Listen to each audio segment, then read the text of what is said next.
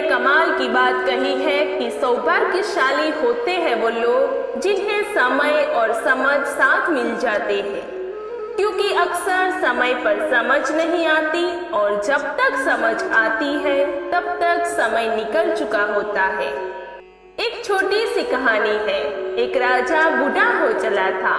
उम्र के इस पड़ाव में उत्सव मनाना चाहता था। अपने मित्र देश के राजाओं को बुलाकर बड़ा कार्यक्रम करना चाहता था। इस कार्यक्रम की शोभा बढ़ाने के लिए उसने अपने राज्य की जो सबसे प्रसिद्ध नर्तकी थी उसको बुलाया और इस कार्यक्रम में उसने अपने गुरुदेव को भी बुलाया। कार्यक्रम शुरू हुआ।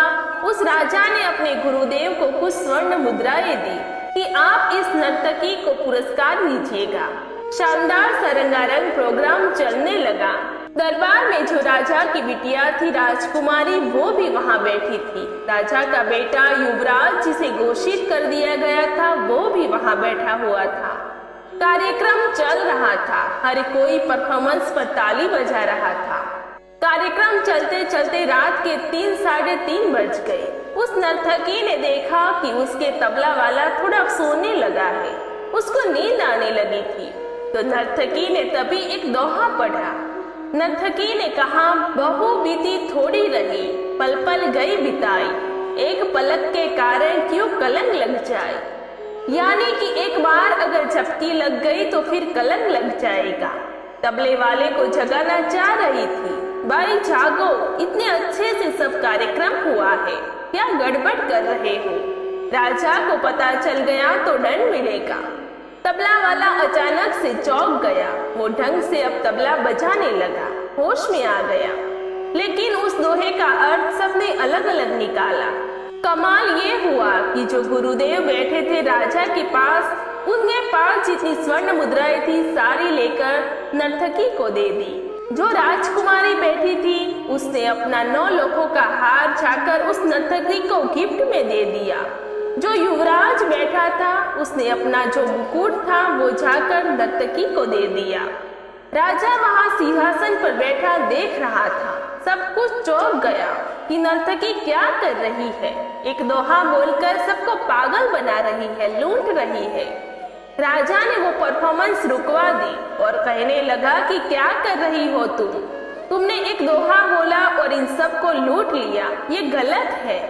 राजा शायद अगला वाक्य बोलता है कि उसको बंदी बना लो।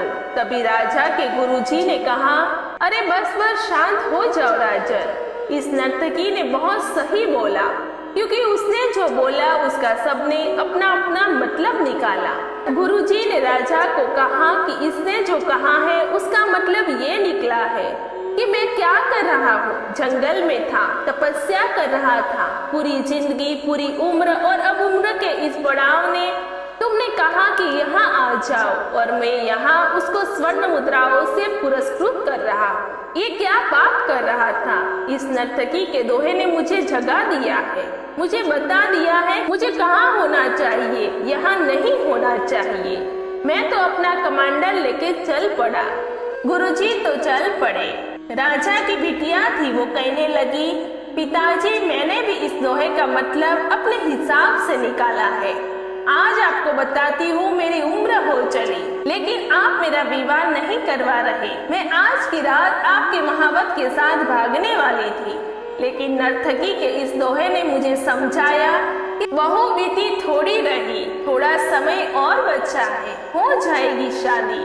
वो एक गलती की वजह से मैं आप पर क्यों कलंक लगाऊं, इसीलिए मैं रुक गई। मुझे अच्छी बुद्धि आ गई और मैंने वो 9 लोहों का हार उसको गिफ्ट कर दिया। जो युवराज था वो कहने लगा कि पिताजी ऐसे कुछ मेरे साथ हुआ है, मेरी उम्र होती जा रही है, बड़ा होता जा रहा हूँ। कब तक मैं इंतजार कर रहा हूँ कि आप मुझे सिंहासन पर बिठाएंगे। आप बैठा ही नहीं रहे, पर आज मैं सैनिकों के साथ मिलकर आपको मारने वाला था और अगला महाराज बनने वाला था। लेकिन नर्तकी के दोहे ने मुझे बताया कि कितना समय और बचा है, तुझे भी सिंहासन मिलेगा, सब्र रख। वो एक गलती की वजह से पिता का खून अपने ऊपर क्यों लेता है, पिता का ही खून क्यों करता है, ये कलंक क्यों अपने माथे लेता है। उस नर्तकी ने दोहे ने मुझे समझाया कि राजा की आंखें खुल गई। नर्तकी सोचने लगी कि उसने एक दोहे का मतलब सबने अपने अपने हिसाब से निकाला। उसे खुद क्या कर रही है, उसे खुद भी ये काम बंद करके कुछ और करना चाहिए। राजा को समझ में आया कि बहू बीती थोड़ी रही, ये गलती की वजह से कलंक क्यों लगा रहा हो। राजा ने भी अपनी गलती को सुधारना शुरू किया।